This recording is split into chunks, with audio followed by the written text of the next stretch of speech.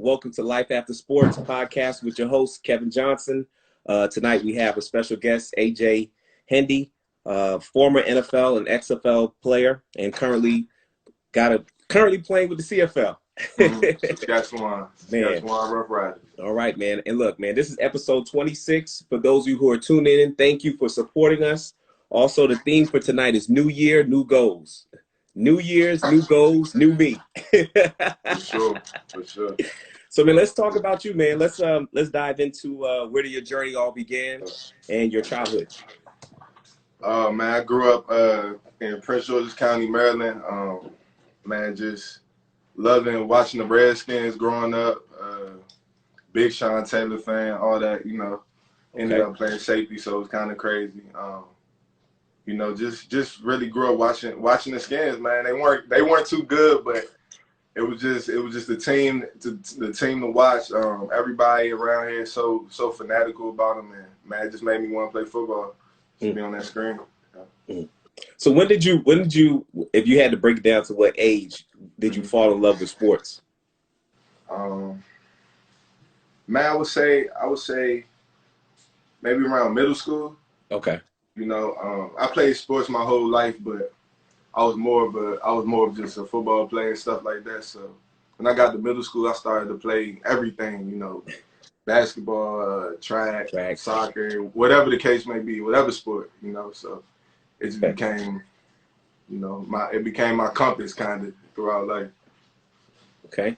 So you started middle school. I mean, crazy enough, I started playing basketball later. So I know when people look at me, they think I'm a football player. Absolutely not. No pads over here, none of that. Yeah. But my first sport was baseball.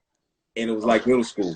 Played Little League leading up to middle school, switched over, went basketball. But what hobbies do you have that you do outside of playing sports, outside of playing football?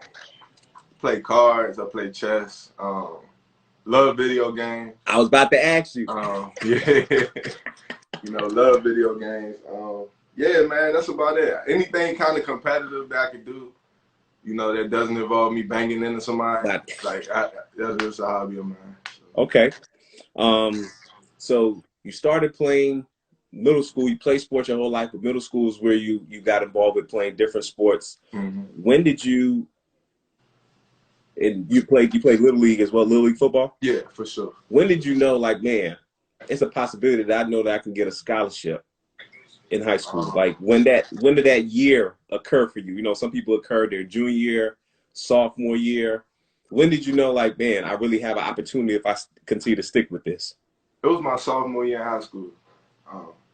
When I was a freshman, I didn't play any sports at all. I didn't play any sports. My parents, I was in the talented and gifted program in my high school, so they wanted to see how my grades were going to be transitioning from middle school to high school. Yeah. Helped me out of all sports. So I was sick. I was sick my whole 9th grade year. Upset at that. Yeah. So long story short, I came back my 10th grade year, and got an opportunity to play football and run track and stuff like that. And I started to hit the circuit and start going to camps and stuff. And I'm like, all right, I'm 6 foot. I'm about 185. I can run about, 4.5-ish. And, my vertical is about, 34, 35 at the time. I'm like, okay. So I'm looking at the guys going at the combine, and I'm like, hey, my measurables are there. I just got to continue to get better and go through the process. So it was kind of like 10th grade. I really felt confident that I could make a push at playing professional sports. Gotcha. What high school you attended? I went to Bowie High School, Maryland, Bowie High School. Okay.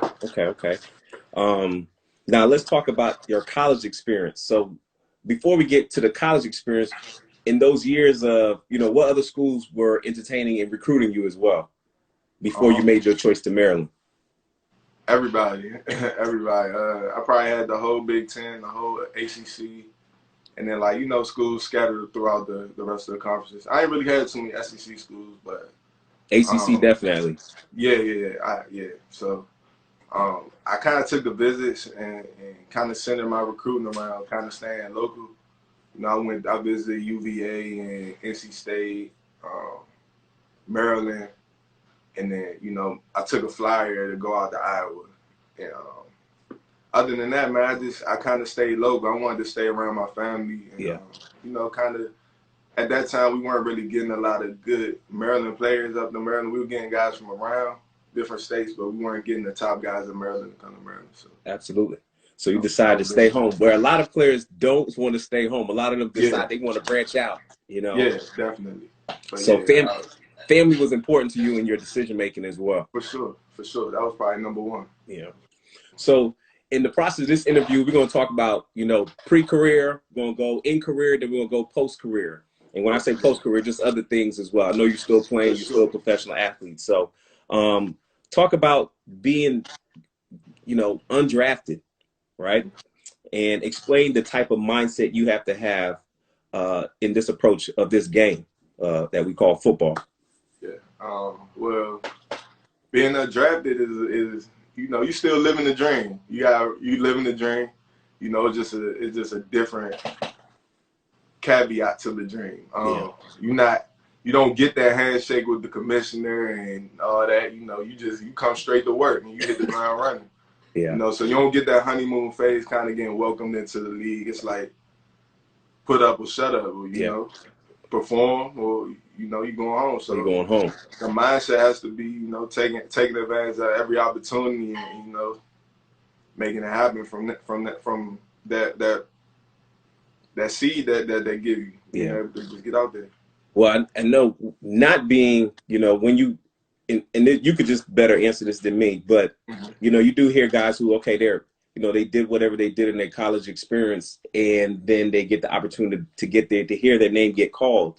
You know, for some guys, you know, do they, and it's just an analytical question. I don't know if you may have the answer, but do some guys fall off a little bit because their name gets called, they get the little clapping, and they get anxious and they get happy, and then they get the training camp, and then it's like you said, put up or shut up, you know, or go have a seat.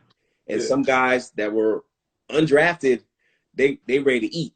Yeah, it's hard. I mean, even if you go, you know, 4th, 5th, 6th, 7th round, you go late, you still giving a 22-year-old, 21-year-old a lot of money. You know what I'm saying? So you don't know how they're gonna react to that. Yeah. You know, some guys they invest that money back in themselves. Some guys they go off and do that with it, or they let it get to their head that this is, you know, this is a good enough amount of money for me to be comfortable, or whatever the case may be. So I think it's more the individual. More individual, and it's tough when you 22 years old, you become a millionaire in your family, right? And some people don't understand with how couple $100,000, huh? A couple $100,000, hey, not even $1 million. You know, sometimes you be 21 with, you know, half a M. Half of it, yeah, you're right, and that's cool. Yeah, nah, you right about that. You know, talk about your journey a little bit. Like, if you had to pinpoint, what was the most remarkable accomplishment that you achieved in your career? I would say my biggest accomplishment would be being the team captain. You got me? I got you. You said being a team captain? All right. Yeah, being a team captain in the XFL, that was pretty dope to me. Okay. I think a lot of the guys in that league, we were kind of all fighting the same battle. You know what I'm saying? So for the guys to kind of respect me in that light, you know, it wasn't no guys making $5 million and $30 million. You know what I'm saying? We were all making the same amount of money. We were all going there grinding. And for the guys to kind of, you know, respect me enough to say, you know, we rock with this guy enough to call him a captain was pretty dope. That's pretty dope. So no, I know the XFL wasn't long because it wasn't pre-COVID. Pre-COVID, that things started to financially for the whole organization operation to keep going. They didn't sustain. They didn't have the great sustainability for that length of time. But the fact that you said a lot of guys, they kind of check their attitude and all that stuff at the door, because it's like, look, this is another opportunity that we've been gifted to be a part of this organization, something big that we could be able to do something. I think it's a humbling experience at the same time. For sure. Yeah. For sure. What has been your biggest challenge that you have faced in your career? Biggest challenge, man. I would just say my attacking the psychology of football. Ooh, you got to explain that to me a little bit more. Ooh, that's deep. Yeah.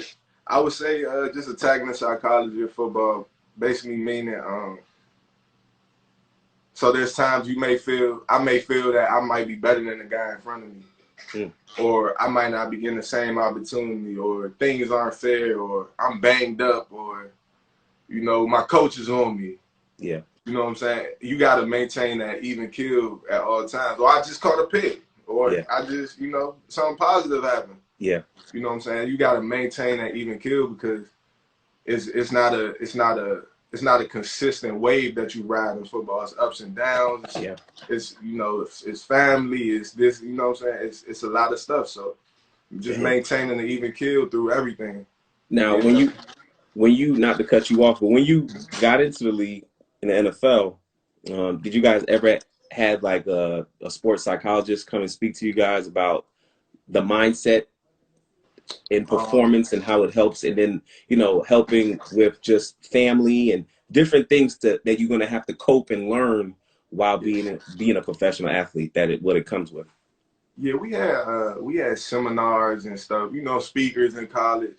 Yeah. But it's different when you live it. You can always hear somebody talk, and say this is how things are gonna be, or this is what to look out for. But when you live in it, it's a little different. It's a little bit different.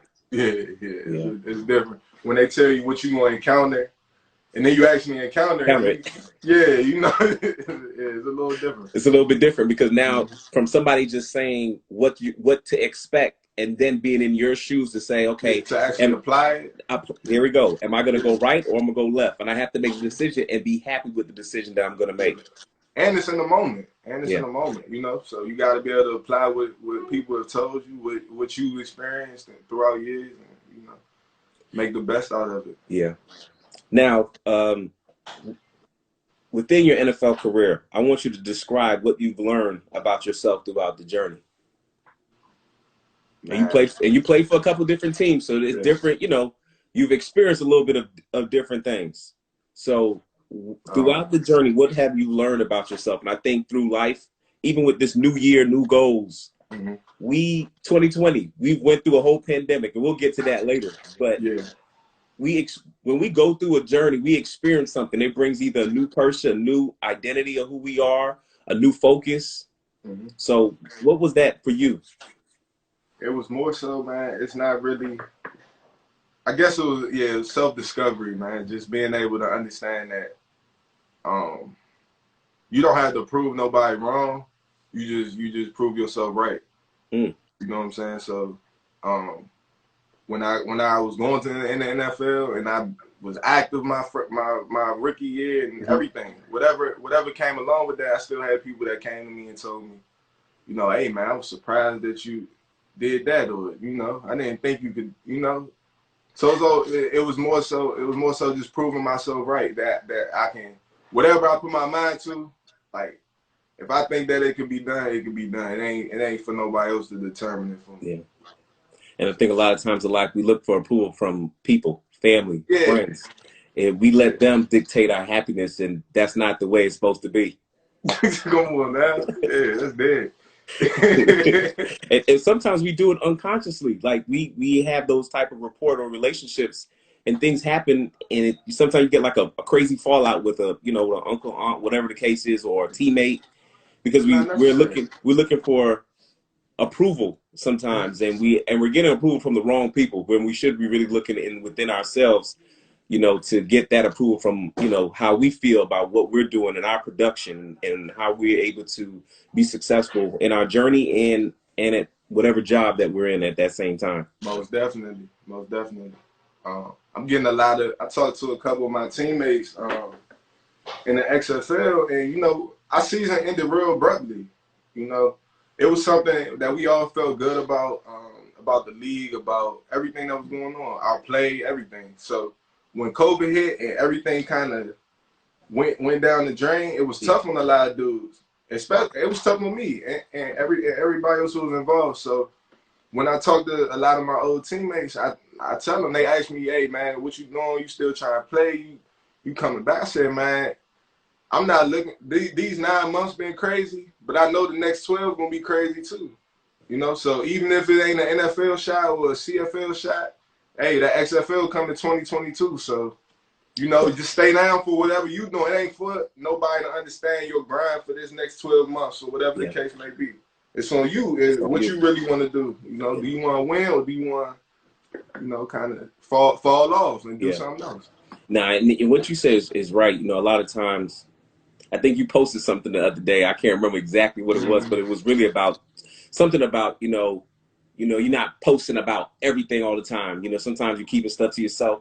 Yeah. And when, you know, don't worry about when you posted something about like not worrying about my journey, like I got this, you know? Yeah. And I can't remember the verbatim words, Yeah. but it was something along those lines. And I like that because you're like, look, this is my journey. Like I've taken control of the things that I can control. And I'm not going to let my experiences or the things that's around me dictate how I feel and dictate where I'm supposed to be and what people think of me. No doubt about it. I got a chance. I tell people all the time, like, it's the biggest blessing. And we lost him this year. I met Kobe twice. Wow. So the first time I met Kobe, he spoke to the team and he basically told us, man, and it was one of the biggest things that somebody ever told me. He was just like, when you see a lion stalking their prey, he always envisioned like a lion stalking their prey and gnats and flies flying around. They never focused on the gnats and flies. They only focused, they zeroed in, they locked in. So everything else, whatever people be going through, whatever if you a student and you figuring out how you gonna pay for school or whatever the case may be, like all that's gnats and flies. You know what I'm saying? You gotta focus on the goal, and then you know what I'm saying, take care of that. Because all that stuff is distraction. It's gonna take you away from what you're trying to do. Absolutely. When did Kobe tell? When was this? This was when I was with the Chargers. So this was 2018. Okay. Yeah. And he came talk to us when I was in Houston. Oh wow. So it was dope, man. He definitely was a great dude. Rest in peace. Yeah, man. Yeah, man. Absolutely one of my favorite players, man. Him, Michael Jordan, and LeBron. You know, I'm a big basketball guy, so I love LeBron point blank period about what he stands for off the field, what he's doing on the, you know, with the people around him in his circle, how he's putting them on, how he's educating them, and how he's moving the narrative forward for not only professional athletes but for just people. You know, about loving people and just caring about your community. You know, I think like that GOAT debate. Now everybody say Muhammad Ali is the GOAT because of his. I think Braun the GOAT. I think Jordan is the best. Yes. But I think Braun the GOAT. You know what I'm saying? Just as far as social justice and you know, building schools, scholarships, everything else, like, man. Yeah, no, man. I have to agree with you on that in regards to, you know, to me, all three of them I just mentioned, they all the GOATs. But you're right, they all the GOATs. And then there's different time frame. People don't understand that there's, you know, when you're into sports, it's different time frame. Each guy is different in regards to what they're able to accomplish in that time. But absolutely, you know, you got to give people their flowers when they're alive. And I gotta give it to the man. You know, I think he's doing a lot more than what people thought he would. And he was in my 03 class leaving high school, you know. So you know, that's somebody I looked up to, and I was playing at the same time, and I'm like, yo, this guy right here is crazy. I can only imagine. You know, I remember the article that came out I think it was Sports Illustrated. I think it said The Chosen One. And I said, man, if you look back from 03 to now, he definitely lived up to the hype and everything and more than what people were saying. Most definitely. You couldn't draw it up any better for him. Yeah. You know? What was, when you met Kobe for the second time, when you were at the Chargers, Houston, what speech did he give? Was it like he was just motivating? Yeah, it was more motivation. When I talked to him in Houston, well, when he talked to us in Houston, it was more so just about caring, you know, the care level, you know, being reliable, being a guy that cares, you know what I'm saying? Because these opportunities and the stuff that we're allowed to do, as professional athletes, like everybody's not allowed to play a game and, you know, to wake up and do something they love every day. So yeah, that's you a know, gift. just caring, being a reliable teammate, and you know, going the extra mile. Yeah, Make it happen. that's deep. That's deep. Within your time, you know, in playing in the NFL, have you ever thought about, you know, what my life may be, life after sports? Mm-hmm. Well, I always thought about it. Yeah, You know, put plans together and stuff like that.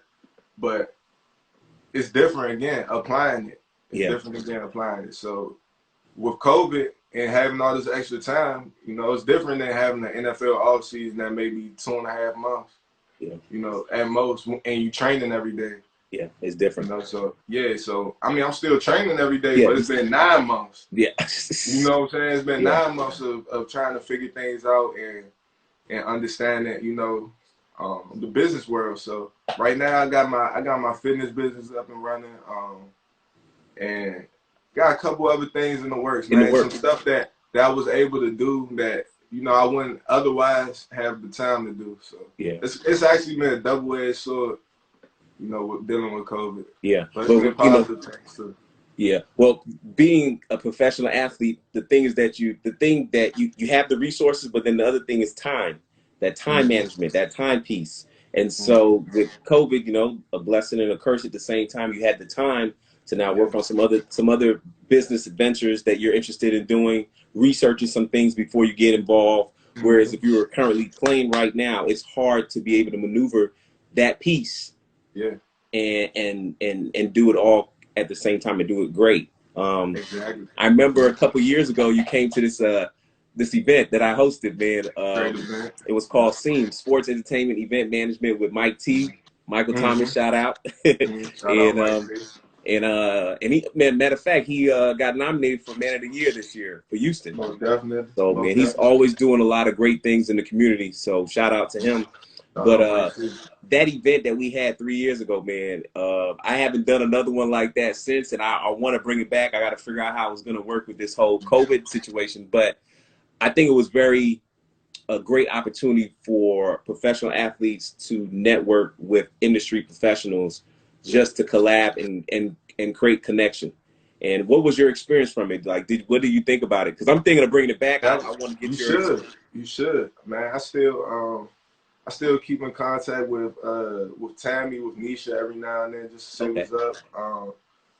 You know, it was really the first time, like as a pro, that I was able to, you know, shake hands with people who were on the business side of things. You know, I was a kid fresh out of college. I was just coming off of I was going into my second year, I believe, Yeah. at the time of the event. So it was just big for me to actually just shake hands and meet people that are doing something different, because not everybody's in the football world. I can't Yeah. have all my friends and my connections being football players, and you know, I gotta branch out, be well rounded, and be able to, you know, have a conversation with you or Yeah. have a conversation with someone else to, you know, build a bridge. And it might not even be for me; it might be for somebody else. You know, Else. Yeah. just networking. And Absolutely. So yeah, making it work. you think I should bring it back? No doubt about it. No doubt about it. That was a dope event. And we Okay, had a good. lot of Kavasi. Cavassier. Hey, now I'm getting all those sponsors of Cavassier, Remy. You know, Yeah. now I'm trying to work on something with Hennessy. So I'm trying to get Yeah. them all, man. Yeah. But We're locked in. believe it or not, even with this whole COVID that's going on in regards to, I know this is a little off subject, but even with liquor sales, you know, liquor sales went all the way up. Yeah, And they both. so they go up. So when there's funerals, people are dying, people drink liquor. When there's celebration, people drink liquor. So, you know, so those sales are always going up. So I'm always in their pockets like, hey, you know, about these events and this stuff that they can, you know, collab and participate in. And so I definitely would consider bringing that back, man. I think it's good to have that type of resource that athletes and industry professionals could get together and be a part of. So I'll definitely continue to bring that back. I'll let you know when I bring it back. We So do I can something in DC, man. Make it a couple different locations. Okay. You Hey, know? we may need to talk about that. Yeah, for sure. For So sure. absolutely. So my next question, I'm going into the post-career currently, I know you're still playing professional with the Canadian Football League. You know, tell us how excited you are about that and that journey when you get ready to put back on the helmet. Man, I'm just excited to, have another opportunity. This is going into my sixth year, sixth year. Okay. I don't even know all the COVID and the breaks. I'm around there. It's just a blessing. So with blessings, you don't want to never take it for granted. Yeah, and I feel like every opportunity you've been given, man, you've been really you put everything into it, Gotcha. And you don't. I feel like you haven't walked away, and it's like, oh, I didn't give it my all. Exactly. Exactly. I've never, not once. And that's why a lot of people, they be wanting me to be like, not wanting me, but maybe they have the suspicion that I may be like down or sad about maybe an opportunity that worked out or something like. Nah, I put it in. Yeah, I put the work in. You put the work in. Yeah, you put the work in. You let the chips fall where they may. Yeah, and the crazy thing is that's all part of your journey. Like, if people don't understand, like, your journey is not going to be great all the time, and that's the reason why I came with this Life After Sports podcast. Not only to interview former athletes, I want to interview current athletes like yourself and industry professionals, because we all go through different challenges in our career. In regards to just life. The motto for this show is called "When One Career Ends, a whole new bunch of opportunities begin." And so you can't focus so much on what happened to you. Now it's time to react to let's go ahead and get something else. Let me go and work on something else. What's the next thing? And so I don't look at. They say adapt or die. You know what I'm saying? Like that's how. Yeah, you got. I like that. Adapt or die. If something happens, you gotta move on to the next. Just like in football, if you get beat, you can't get beat the same way next time. Yeah. You keep getting beat the same way, you ain't gonna have a job. You got. You know what I'm saying? Like, they gonna get you out of there real quick. What? Somebody else gonna be wearing your number. So you're excited about football. When the football season start for the Canadian Football League? I honestly don't know. They in talks right now. Okay. So whenever they get, I guess, a COVID protocol, they'll forward it to us and we'll get it going. But I know you're ready. I know you stay ready. You already know. So you did mention about the training business, right? And I saw it on your IG and story. Explain a little bit about that, man, and what you're doing with that and helping the young athletes that are coming up. So right now, man, I'm just I'm offering like some of the kids from my alma mater, my high school alma mater. I'm offering them like some training services. Just for the time that I'm around. Just trying to get them stuff that I didn't know. Yeah. Form running and how to change direction the right way. And just flexibility, mobility, just stuff that, foundational stuff that I didn't really get until I really became a pro. Wow. So just trying to reach back a little bit and get them a little leg up.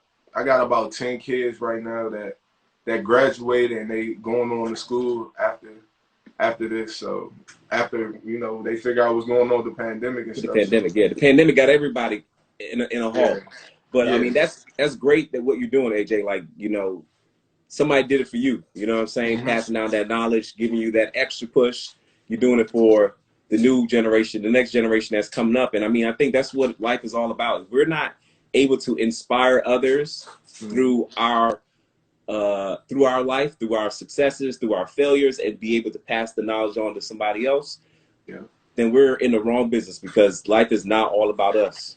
And it's not about just me and what I can do. How can I get all the money? How can I get all the, all the accolades and all? It's not I. It should be about based on the stage and the platform I have, how can I be able to impact the ones that are coming up and the information that I can give? Nah, for real. If you got enough social capital, you might not gotta use your capital. You talking about, you know what I'm saying? You're right. People that you know and that respect you and think that you do good business or that you're a good person, that's worth more than money. Yeah, absolutely. Absolutely. Somebody went and jumped in and said, "Hey, he a great trainer. Go check him out." So make sure whatever That's my whatever good website or man. whatever information you let me know so that I can go Yeah, ahead and make sure I post that on there for you for too. sure. For sure. Um, Appreciate that. Talking about the pandemic, what new things have you learned about yourself during this pandemic? What have I learned? I don't think it's anything new. I think I just reaffirmed some stuff. Got you. I think I just reaffirmed like that I can really, cause for a while I think I got so deep into football that it was like damn, I gotta make that second contract to Yeah. do some of the things that I want to do. Yeah. And like I said, it was just like having this time, I was able to really delve deep into some other aspects of my life and figure out some other ways to kind of sustain myself. So Yeah. it reaffirmed my belief that I could do some stuff outside of. I don't need football. Yeah. You know what I'm saying? I do it because I love it. Yeah. But I don't need it. So it's easy to get wrapped up where football is your identity, where it's more of a job title at that particular time. But I can see where athletes, when you've been doing it for so long, you identify the sport with who you are as a person and not identifying that this is a job that I perform and I'm very good at it. But at some point, I'm going to have to go ahead and I'll have another job title. I think the pandemic did that for a lot of people though. Yeah. It changed a lot of people's job situations or their titles or maybe even their value system. When it comes to their job, Yeah. So. No, well, yeah, with every situation, there's good things that come out of it. They got good and they got bad. You got to figure out. Let me take the good out of it and the losses. Let me take those as learning lessons as well. So, for the new year, I got to ask you this. Do you have any New Year's new goals? What's your New Year's new goals? New Year's new goals. I would say my biggest goal this year would be to first and foremost grow my business, grow my brand. As far as the fitness world, and going into Canada, man, I want to win a championship. That's what's up. So just going hard in my business, promoting that, building that up, and going to win a championship, going to collect some hardware. Okay. Hey man, look, look, my mind is on it. So I'm getting in there. I want to collect some hardware. Why? Yeah. He's like, what you playing for? If you ain't playing to collect hardware, you just out there you're just out there running. Think I'm gonna go up to Saskatchewan and lose? I don't even want to ask you what the weather is up there either. Man, it ain't Miami. Oh man. So I can't ask you what your New Year's new goals is. It is the new year, and I don't say what mine is as well. So I got to share. Talk to me. So for me, I actually want to. Two things hit me today: time, being able to make better use of my time, and two, being able to execute. So time and execution is my two high priorities this year in 2021, sorry. So time and execution, because a lot of times you start stuff, people don't finish. Sometimes people don't know the essence of the value of time. And so if you understand the value of time and you understand how to execute and why execution is so important, I think we could be able to attain a little bit more understanding who we are as individuals to accomplish more in life. No doubt. Yeah. You don't get time back. You don't get it back. So you're going to use it wisely, or somebody else is going to dictate what your time is going to be. So I'd rather be in a boat where I can dictate my time. If I use my time wisely, I can be able to do more things. So for sure. So we've been dropping a lot of gems on this show already, man. So I appreciate you and your time. What advice would you like to share to those who would love to be in your position one day? And when I say position, being to have the opportunity to play in the NFL, XFL, CFL, like having the opportunity to do that, what advice would you like to share with someone who is looking at our podcast right now and say, man, I wish I could be able to connect with AJ, and I wonder if he has something that he wanted to share with me, what would that be? Yeah, I was talking, I had my guys in the weight room the other day, We was working out, and they asked me, it was like, man, what I gotta do to be an NFL player? And I was just like, that's like the most vague question. But I kind of broke it down. I'm just like, man, it's not nothing. It's not anything special that I can tell you, or a special technique that I can tell you that's gonna make it happen. Yeah. I told them I just went through the process.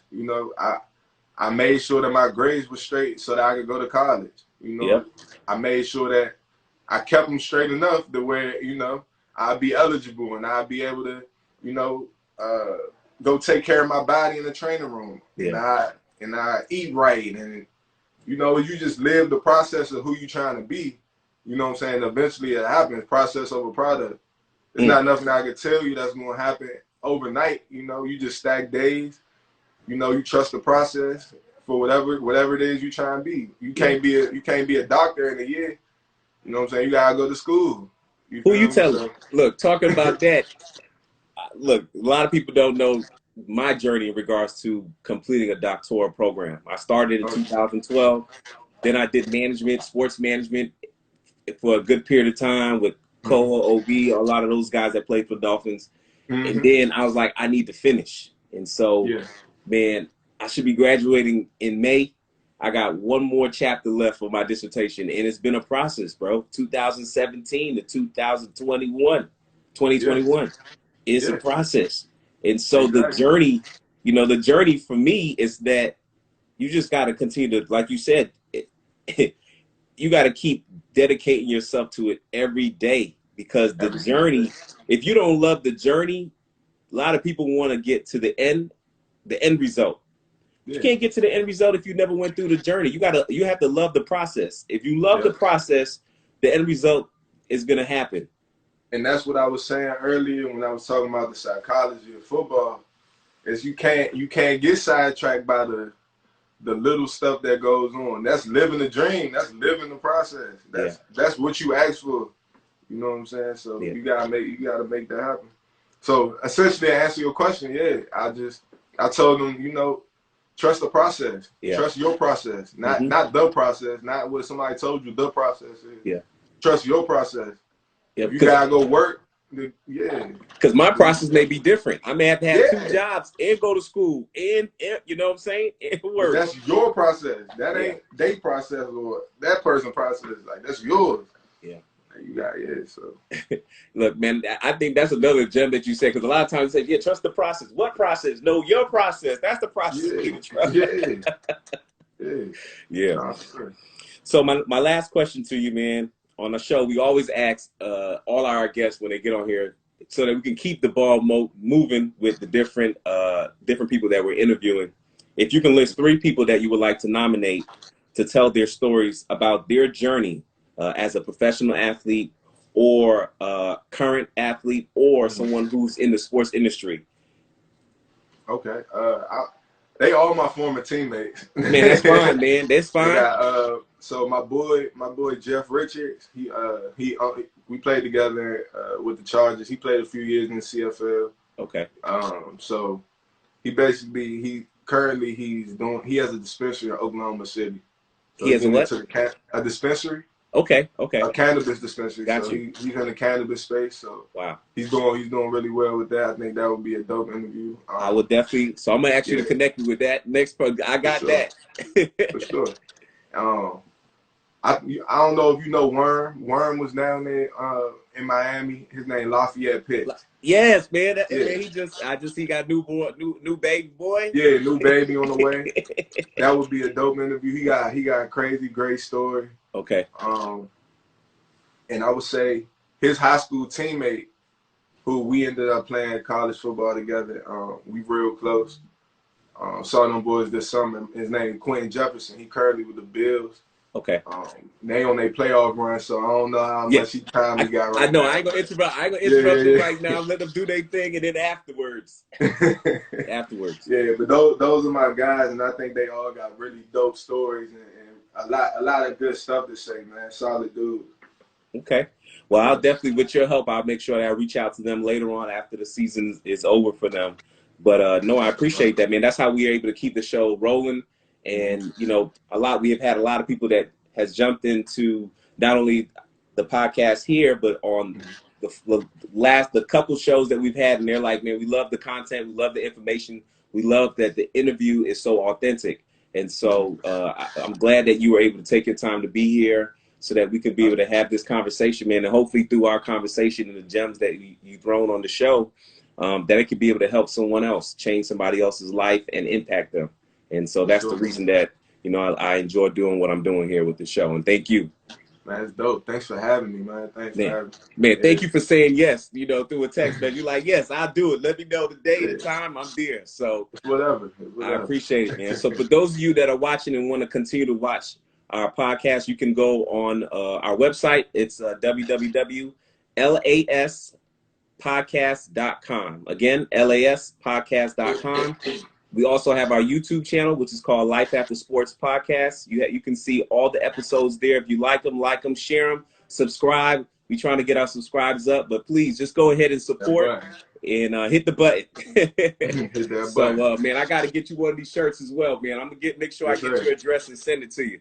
Yeah, send that to me. I'm gonna shoot it to you. I appreciate it, man. So again, thank you again for your time, AJ, for coming on our show. Life After Sports with your host, Kevin Johnson, episode 26. Happy New Year to everybody that was watching the show, man. And Happy New Year to you and your family, bro. Thank you, bro. Happy New Year. Thanks for having me again, man. We'll do, man. Yes, sir. Have a good night. Yes, sir. Right.